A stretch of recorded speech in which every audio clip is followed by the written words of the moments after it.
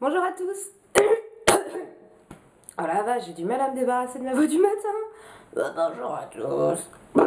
Bonjour à tous, j'espère que vous allez bien. Je vous retrouve aujourd'hui pour une nouvelle vidéo et une nouvelle catégorie de vidéos parce que je ne l'ai encore jamais fait. Il s'agit d'une vidéo premières impressions où je vais tester un fond de teint. Je suis désolée pour la voix, j'ai toujours la voix du matin. D'ailleurs vous voyez, je viens de prendre ma douche, j'ai les cheveux mouillés, une gueule de merde. Et c'est surtout la voix du matin qui a du mal à un petit peu partir. Une petite gouttelette de café.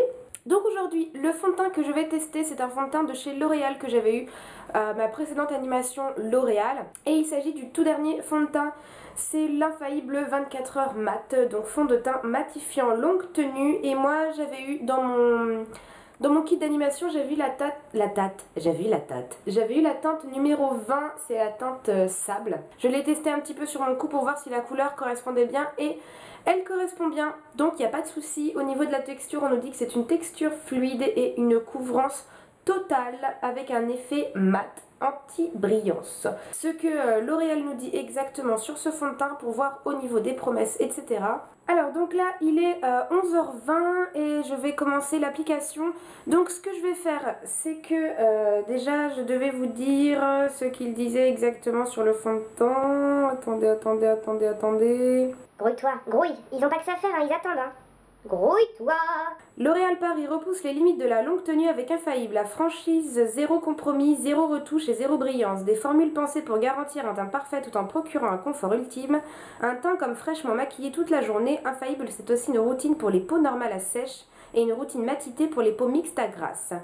Ils nous disent pour le mieux pour préparer avec Infaillible à base, la texture gel transparente ultra légère matifie et renforce la tenue du fond de teint. Je vous parle de la base parce que dans mon kit d'animation, j'ai également eu la base, donc qui est également la même gamme que le fond de teint. Et ce que je vais faire, c'est que je vais diviser mon visage en deux. Je vais faire le côté gauche vraiment à fond avec la base, le fond de teint, anti-cerne, poudre. Je ne mettrai pas blush, etc. parce que sinon ça va faire bizarre d'avoir un côté blushé et pas l'autre. Et l'autre où il va y avoir que le fond de teint parce que c'est bien de tester le fond de teint seul pour voir vraiment ses promesses tout seul, pas de triche avec la poudre, etc. pas la base. Mais c'est bien aussi de tester le fond de teint en temps réel. C'est quoi le mot Bordel de merde. En conditions réelles parce que tous les jours je mets pas que du fond de teint, je poudre, je mets une base et tout machin, donc comme ça permet vraiment de voir les deux, de voir l'évolution s'il a besoin d'être poudré machin. Je vais commencer tout d'abord par appliquer donc la base de teint donc sur le côté gauche uniquement, rien de bien exceptionnel, hein. C'est une base comme on en trouve pas mal, hein, assez liquide, transparente, etc. Le mieux du mieux, c'est de pouvoir associer les deux pour avoir une tenue et un teint irréprochable et infaillible. Elle s'applique très bien, ça fait une petite peau douce sur le moment, ça vient un petit peu flouter les pores et faire en sorte que le teint soit plus lisse. Je vais appliquer le fond de teint avec une éponge à fond de teint. Il est assez liquide quand on l'applique. Je vais y aller vraiment petit à petit pour pas en mettre trop d'un coup et pour pouvoir vraiment doser. Je vais commencer par le côté droit pour que la base ait bien le temps de travailler un petit peu sur la peau. Je vais m'approcher un petit peu et c'est parti. Donc je viens tapoter. Déjà, la teinte correspond très bien. Et c'est sûr et certain que j'en ai pas mis assez, hein. Là au niveau de l'application pour l'instant il n'y a pas grand chose à dire, il s'étale bien. Après je pense que même à la main ou au pinceau vous pouvez l'appliquer sans problème, hein. C'est que moi j'ai décidé de le faire à l'éponge puisque c'est comme ça que je me maquille. Donc conditions réelles. Il a l'air de couvrir plutôt bien. J'ai pas énormément d'imperfections, j'ai quelques petits boutons qui m'arrivent de temps en temps comme n'importe qui, hein, j'ai envie de dire. Donc il est plutôt naturel. On n'a pas l'impression d'appliquer quelque chose de plâtreux ni rien. Donc ça c'est pas mal du tout. J'aime bien l'effet qu'il a sur la peau, il est plutôt joli. Je vois bien par rapport à mon autre côté que le teint est quand même plus uniforme. sans faire plâtrer. Ça reste quand même un joli résultat. Donc là évidemment pour l'instant on n'est qu'au début. Je sais pas si vous verrez quand même la différence pour l'instant, mais voilà, ce côté-là est quand même bien plus unifié que celui-ci. Je commence à perdre ma voix. Du coup, je vais passer à l'application de l'autre côté. Pour voir déjà si avec la base, il y a une différence.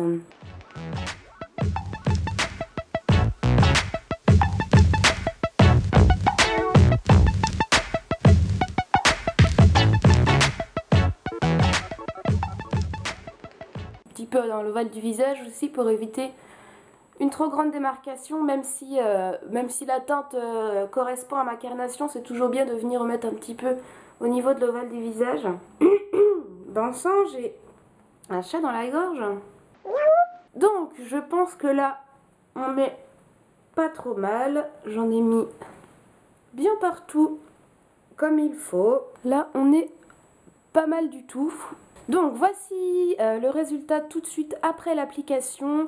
Au niveau du toucher, j'ai quand même l'impression que ma peau est plus douce là où j'ai mis la base. Là, la peau est un petit peu plus rêche entre guillemets. Là, ça fait vraiment un effet plus velouté avec la base. Donc ça, c'est au niveau du côté tactile. Au niveau visuel, je vois pas énormément de différence. La base a peut-être un petit peu plus flouté les pores, mais la base ne fait pas une grande différence. Ce sera peut-être au niveau de la tenue que ça va changer. Donc pour l'instant, c'est surtout au niveau tactile, hein. On a quand même une peau plus veloutée. Pour ce qui est de la couvrance, je trouve qu'il couvre plutôt bien. Je vois plus mes imperfections, mais moi je me réfère tout le temps à ça. Vous voyez, on voit toujours mes grains de beauté. J'en ai un ici et un là, un de chaque côté. Si on voit mes grains de beauté, c'est qu'il n'a pas une couvrance super keiki, hein. Ça fait quand même tout en naturel. Moi je me réfère beaucoup à ça. Il vient pas se coller dans les sourcils, il s'étale bien, il fait pas de plaques, il n'y a pas de zone de sécheresse ni rien. Il est facile à appliquer, il a un résultat naturel. Bon, ça reste un fond de teint, donc évidemment c'est pas ce qu'il y a de plus naturel de mettre un fond de teint, mais franchement il est plutôt pas mal pour le moment. Il s'applique bien. Donc là pour l'instant je suis plutôt contente du résultat. Ce que je vais faire, c'est que je vais poudrer, je crois pas que je vais mettre d'anti-cerne parce que sinon on va avoir vraiment une différence entre les deux. Ça couvre un petit peu les cernes, mais on en voit encore un petit peu. Je vais venir poudrer et puis je reviendrai vous faire des updates un petit peu tout au long de la journée et pour voir comment il évolue. Donc je vous dis à plus tard. Recoucou, je vous retrouve pour le premier update. Il est 14h, on va dire 14h15. Donc je l'avais appliqué à 11h30, midi et demi, 1h30. Ça fait un peu moins de 3 heures que je l'ai appliqué. Ouais, je suis obligée de compter avec mes doigts, c'est lamentable. Je suis vraiment trop nulle en calcul. Donc ça fait un peu moins de 3 heures que je l'ai appliqué et du coup, donc j'ai eu le temps de me maquiller machin. Donc comme je vous ai dit, j'ai poudré juste la partie où il y avait la base, mais j'ai pas mis d'anti-cerne, de bronzer, d'highlighter ni de blush. Alors là, donc là je suis restée pour l'instant je suis restée à la maison. Donc là pour l'instant, si je regarde le côté droit, donc le côté où il y a juste le fond de teint, il est toujours bien mat. Moi c'est le souci, moi je sais pas si je vous ai dit, mais moi j'ai une peau mixte. Mixte tendance un petit peu grasse sur la zone T et sinon normale sur le reste du visage.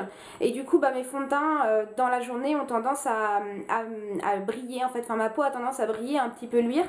Le côté droit, là où il n'y a que le fond de teint, je ne trouve pas que je brille. Enfin c'est brillant dans le sens où c'est glowy, donc mais c'est normal, sinon un visage complètement keiki c'est terne, donc il brille juste comme il faut pour avoir un petit effet un peu plus vivant, un petit effet un peu plus vivant, mais sinon je vois pas du tout de zone luisance, de brillance comme si c'était gras. Il a pas migré non plus, il est toujours homogène. Pour ce qui est du côté avec la poudre, pour l'instant je le trouve totalement semblable à l'autre côté en fait. La base ou la poudre, je trouve que ça a pas forcément changé quelque chose. Je vois vraiment pas la différence entre les deux pour le moment, ce sera peut-être au fur et à mesure. Je vais m'avancer un petit peu pour que vous voyez plus. Alors, donc là côté base plus poudre. Donc là vous voyez le teint est toujours très très bien. Et de ce côté là, peut-être qu'à la caméra on a l'impression que je brille un petit peu plus, c'est pas impossible, mais c'est vraiment très très subtil, hein. Même en vrai ça se voit quasiment pas. Et de ce côté là c'est là où il y a juste le fond de teint. Donc pour l'instant, après 3 heures d'application, il n'a pas bougé, il est toujours resté exactement pareil que ce matin. Donc j'en suis plutôt satisfaite pour le moment. Là je vais avoir 2-3 petites courses à faire, donc ça tombe très bien, comme ça je vais pouvoir sortir pour voir un peu comment le fond de teint évolue à l'extérieur. Et avec les variations de température et tout, ça va permettre un petit peu de voir tout ça. Et donc à mon retour, je vous ferai un autre update pour voir comment il a bougé. Voilà, je vous dis à tout à l'heure. Recoucou. Alors, il est exactement 17h25, donc ça fait à peu près 6 heures que j'ai appliqué le fond de teint. Donc alors, on va voir un petit peu où on en est. Donc, côté gauche avec base fond de teint plus poudre, je recommence un petit peu à briller quand même. Alors c'est moi j'ai l'habitude de briller avec mes fonds de teint et je dois dire que d'habitude à cette heure là, en plus je suis sortie dans la voiture, il faisait super chaud dans les magasins aussi machin, et d'habitude à cette heure là avec ces conditions là je brille beaucoup plus. Franchement je brille bien plus ordinairement. Donc là je pense qu'on peut le voir, hein, je brille un petit peu sur le front, les pommettes, le nez, le menton pas trop. Pas trop, c'est surtout les zones du haut, donc vraiment aux endroits qui sont les plus gras, sinon sur le reste du visage pas du tout, je brille pas du tout sur le reste. Et du côté où il n'y a que le fond de teint, je dirais que c'est vraiment kiff kiff, hein. C'est exactement pareil, je brille pas plus, pas moins, je brille de la même façon. J'ai mes imperfections qui se voient un petit peu plus que ce matin, mais alors vraiment pas grand chose, donc je pense que le fond de teint migre un tout petit peu. Sinon je vois pas d'endroit où il y a l'air d'en avoir plus, plus ou moins, ça reste quand même quelque chose d'uniforme. Ça fait pas du tout un effet dégueulasse avec des taches ou quoi que ce soit. Il tient plutôt bien. Après, je sais pas si la promesse de la matité pendant 24 heures va être tenue. Parce que là, ça fait que 6 heures et je commence déjà à briller un petit peu. Mais en tout cas, beaucoup moins catastrophique que d'habitude, hein. C'est quand même un résultat un peu plus sympa que ce que je peux avoir avec mes fonds de teint habituels. Donc voilà, je dirais que dans l'ensemble, c'est pas trop mal. Mais bon, la matité est pas respectée à 100%. Je vais essayer de refaire un update ce soir, mais avec la luminosité, ça risque d'être pas trop terrible. Ce sera surtout mes commentaires oraux qu'il faudra retenir. Donc voilà pour ce qui est de cette petite mise à jour. Donc je vous retrouve ce soir pour le dernier update. Recoucou, je vous retrouve pour l'update final. Donc là, il est il est 22h27. Donc ça veut dire que ça fait 11h, on va dire 11h30, midi et demi, 1h30, 2h30, 3h30, 4h30, 5h30, 6h30, 7h30, 8h30, 9h30, 10h30, ça fait 11h. C'est ça, hein, je me suis pas trompée, ouais. Ça fait 11 heures que j'ai appliqué le fond de teint. Donc c'est un temps vraiment très convenable pour le tester, même si on nous parle de 24 heures, c'est assez rare qu'on garde un fond de teint 24 heures évidemment. Là, après 11 heures, donc sachant qu'il y a eu vraiment bien toute la journée qui est passée, je suis très satisfaite du résultat. Franchement, je brille moins qu'à l'update précédent, donc c'était peut-être parce que c'était tout simplement que j'avais un peu plus chaud et c'était pour ça que je brillais un peu plus. Mais là maintenant que là il fait une température normale, même j'ai mis ma robe de chambre parce que j'avais un peu froid, mais là où on est retourné à des températures normales, je ne brille pas. J'ai un glow tout à fait normal et naturel, mais je brille pas de gras, peut-être un tout petit peu au niveau, je regarde par là parce que j'avais léger la lumière, peut-être un tout petit peu au niveau des pommettes, et encore ça s'apparente plus au glowy naturel quoi. Que ce soit le côté poudré comme le côté de fond de teint seul, le résultat est le même en fait. Franchement je vois pas de différence entre le côté poudré et base et le côté avec le fond de teint seul. Alors là je suis désolée mais évidemment la luminosité est complètement merdique. Je sais pas si ça va vous servir à grand chose ou si vous verrez.